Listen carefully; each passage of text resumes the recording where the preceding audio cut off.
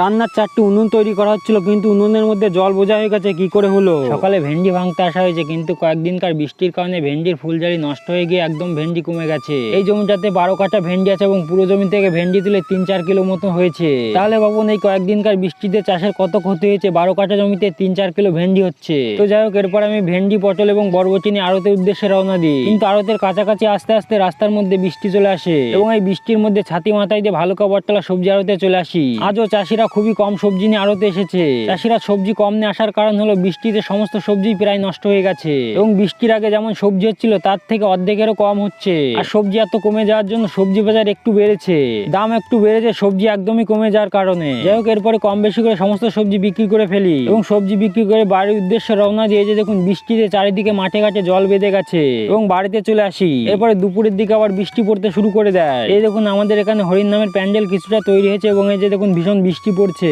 বৃষ্টির আগে অষ্টম প্রহরের মহাপ্রসাদ তৈরি করার জন্য উনুন কাটা হচ্ছিল, কিন্তু বৃষ্টি চলে আসার জন্য আঁকা বা উনুনের মধ্যে ভীষণ জল বেঁধে গেছে, তাই জল ছেঁকে ছেঁকে ফেলে দিতে হচ্ছে। মহাপ্রসাদ রান্না বা তৈরি করার জন্য 4টি উনুন বা আঁকা তৈরি করা হয়।